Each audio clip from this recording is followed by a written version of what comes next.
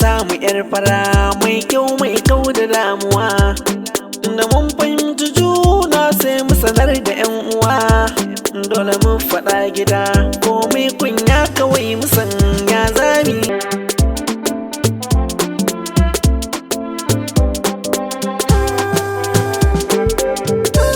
Mai hankali da tarbiyya kuma ba ta shariya.